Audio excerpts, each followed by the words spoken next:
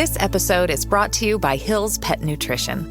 Every shelter pet deserves a second chance, and you're making it possible for thousands of them every day. Because when you feed your pet Hill's, you help feed a shelter pet, which helps make them healthy, happy, and more adoptable, changing their life forever. So they can change yours. Over 14 million shelter pets fed and adopted. Science did that. Visit hillspet.com/podcast to learn more.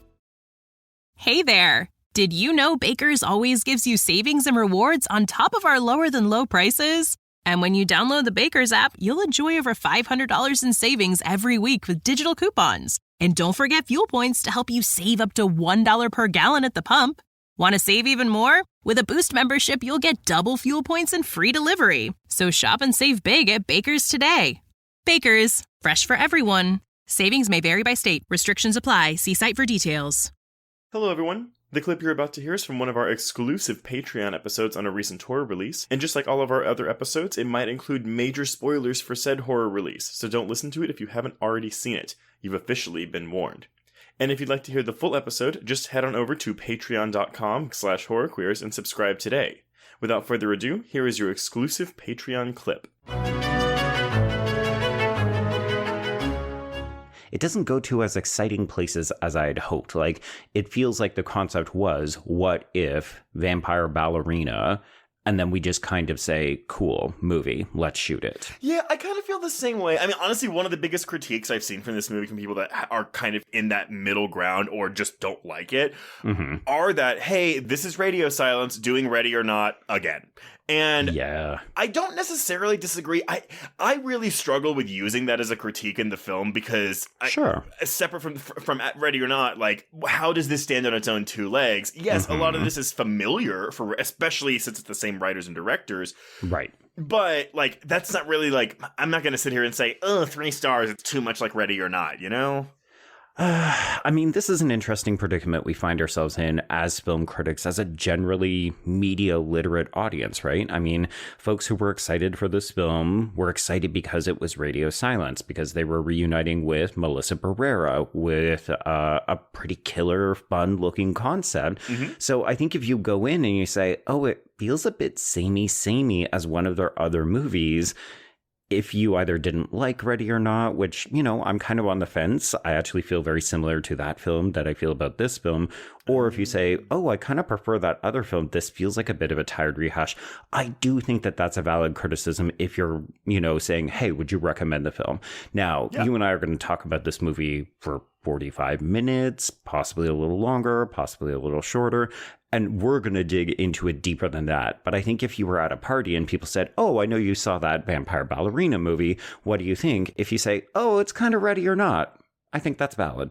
Okay, you know what? That's totally fair. My other thing I want to address before we dive into the movie, too, is the trailer itself. Because, yes, outside of the fact that we do get this vampire reveal halfway through the film, and it's in the trailer, this is a pretty spoilery trailer, and this might be a whole separate conversation in and of itself, so we'll see where this goes. But I mean, like, I don't know if you've seen the Red Band trailer. I have seen it many times. Oh, you've seen it so many times, yeah. Many times. And I want everyone to know this right now. I am not coming down on the film itself for this trailer. I'm not even coming down on the trailer because whatever. But, like, there is a whole bit with saying, I fucking hate ballet, where you can clearly see he has vampire teeth in that trailer.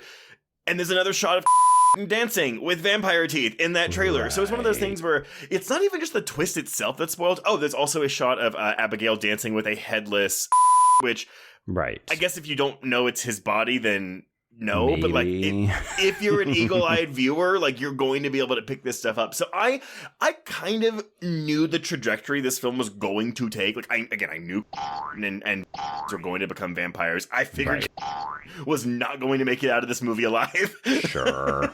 So yeah.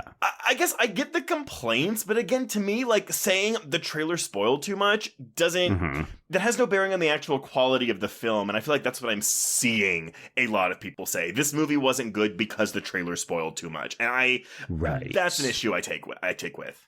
Yeah, and I agree with you that I think that point, it's less really about the film and more about the marketing. And you and I have butted heads about this over the 6 years that we've been doing the podcast.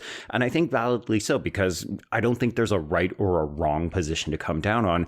My criticism is always the people who are in charge of the marketing, not trusting the quality or the content of the film or the TV show that they're advertising. Yeah. Like, I don't think any trailer should ever be giving away the last act of a film. You shouldn't have to give away a vampire reveal in order to sell this movie.